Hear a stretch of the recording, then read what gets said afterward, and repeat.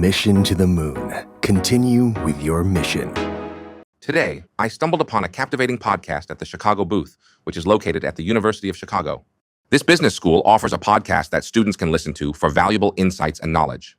It's called Capitalism. This podcast talks about research. It belongs to a professor at Harvard who also came to be a guest of the program. You may recognize the name Raj Chetty, a renowned economist and director of opportunity insights at Harvard. He has authored a highly anticipated publication called Surprisingly New Insights on How Children Succeed. This work delves into the factors contributing to children's success and offers thought-provoking perspectives.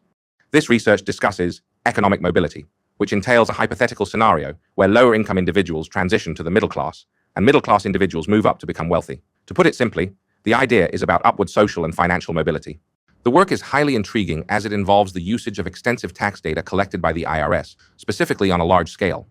The sheer volume of data involved is immense, representing a substantial amount of information. Furthermore, consider examining the individuals who were born between 1978 and 1992. It is worth exploring the records available through the American tax system, as it is comprehensive and can assist in the accurate tracking of individuals. Moreover, this data also facilitates the process of issuing refunds, which are quite prevalent. While the total sample is 57 million samples, he uses big data to monitor and analyze the progress, ensuring efficient tracking and optimization.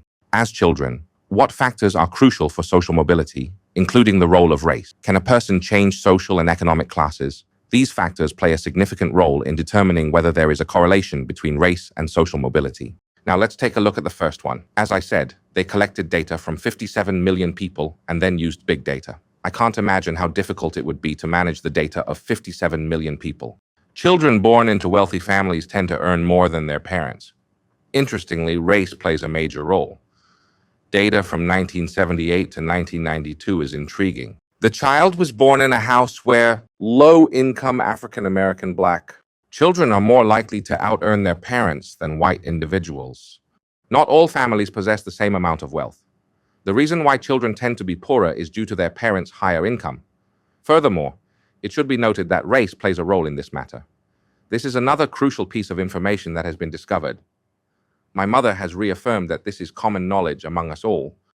If both parents maintain a consistently high employment rate, meaning they remain employed at all times, the likelihood of the child earning more money than their parents increases. This is a broad term meaning people whose parents did well. The inclination of the child will be positive as well, which is likely not unexpected, considering the intriguing discoveries we may uncover when examining the specifics of the dataset. Well, when considering the subject of race, it becomes evident that America is faced with a multitude of racial issues that need addressing. He mentioned to look at the children and specifically pointed out the American ones, who can be recognized by being black and white. Follow his suggestion. Even if both individuals were born in the same geographic area and location, live in the same village and school with close family status, this white kid has a chance to be more successful from this perspective. Now, what's even more interesting is that these children are black. If the black children are a man, he will have more challenges than women in terms of income compared to a man with white skin and similar features. Another very important thing is that in the region where he was raised, there existed male mentors. If there were male role models present within the household, or in similar situations, or within the community, the child would have an opportunity for personal development. It was more successful in terms of income. Another interesting point is that he found that a very important impact on the movement of classes, both economic and social, is the network. What does it mean? He found that rich kids and poor kids have the opportunity to meet each other and do activities together. All of this will make that group, all of them, tend to have higher income than people who live with only people of the same race or people who live with only people who are similar. So, let's say institutions, whether it's schools, sports, or even religious groups, which they call religious group. It is very important because if there is diversity in the group, both in terms of income and race, the children in that group will tend to be more successful than those in groups that are with similar people. It is also said that the smaller the group, the more successful it will be than in a relatively large group. For example, if the school they go to has a lot of diversity. In terms of race and income, but a school of 100 students, it will have a greater effect than a 4,000 person school because when there are around 4,000 students in a school, it is likely that children will gravitate towards those who are similar to them in terms of ethnicity and family background. However, if they attend a smaller school, this can become more challenging, especially within the education system. This can create difficulties in ensuring diversity and equality among students. In order to create smaller cohort, we should follow the example of Harry Potter's Gryffindor house system. British schools have also implemented this system, which might have been designed for the same purpose. By adopting this approach, even large schools can ensure smaller cohorts are formed. Another key concern is regarding policy. School funding in these types of schools is typically obtained from local funding sources, correct? For instance, in this particular area, the funding for schools is derived from the property tax specifically within this area, which logically makes sense. However, if we adhere solely to this system, it implies that schools in areas with more affluent constituents will also receive superior funding. Consequently, this approach fails to address the issue at hand. In order to rectify the education system, it is crucial to allocate the budget in a manner that is independent from the income generated within the locality. Additionally, it is imperative to consider other pertinent factors overall. Another fascinating point raised by him is the paramount importance of community. According to him, community holds greater value than parents. Thus, being a part of a supportive community ensures positive outcomes. It gives children the opportunity to show their potential, the opportunity to be safe, the opportunity to meet good people, including good schools, which has the greatest effect. Next, he mentioned that Asian parents are interesting. Asian immigrants are those who immigrate from Asia. They have advantages, but only the first generation has advantages. I will explain why. Asian parents? Asian immigrants. I'm sorry, but those who immigrate and are the first generation will raise their children with very strict values. 2 to 3 things. One is education. Asian parents are very serious about education. The second thing is choosing what to do. Be a doctor, be a lawyer. From the child's perspective, wow, why are they forcing you so much? But from an economic perspective, when parents do that, it helps children get over it. Social and economic class can be changed in a single generation. It can be changed in that generation.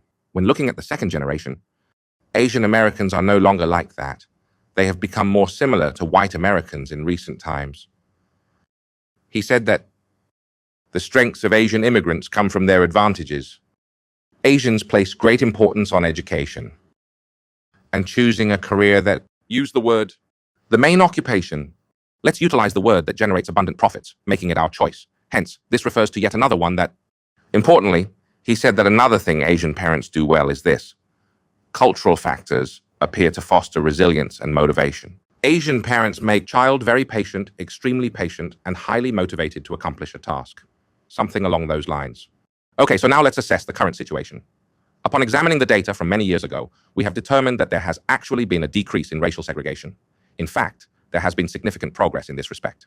However, while improvements have been made, there are areas where the situation has worsened.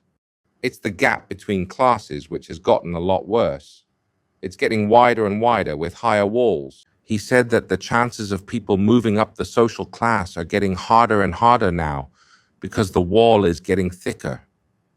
Finally, he concluded that, in fact, the success in terms of economic and social class of a child that we look at from that angle, it can be designed in many ways.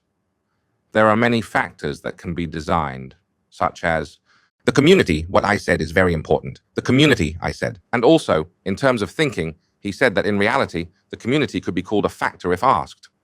What is most important? He said that the community factor is the most important in making a good school. Investing in the school, investing in these teachers, is the best guarantee that that person will have a better future. Actually, reading this story made me think of Thailand as well, because we are like that too. There are a lot of problems with this, right? So I think that maybe we need to look at the budget in a new way. We should use the same old way, like we used to think about how many children there are, multiplying them by the number of children, etc. I think we need to look at the necessity and the area. I believe that little by little it changes. What's interesting about this is, okay, it might not sound dramatic. It's not like there's something that we're like, oh, I've never heard of this before. I think everyone knows this already. But I think one of the interesting things is that they're using a lot of data that we have as well to say, okay, school policy needs to change. What are the reasons for changing funding? Why should communities receive increased funding? Which approach is the most effective? How can we effectively allocate funds? I believe utilizing data is the optimal approach to achieve these goals. If the Ministry of Education has the opportunity to see this and wants to support this, it is worth doing. It is interesting. Let's see, because there is a lot of information now, which allows us to make more accurate decisions. Thank you for following Mission to the Moon. See you tomorrow. Thank you. Mission to the Moon. Continue with your mission.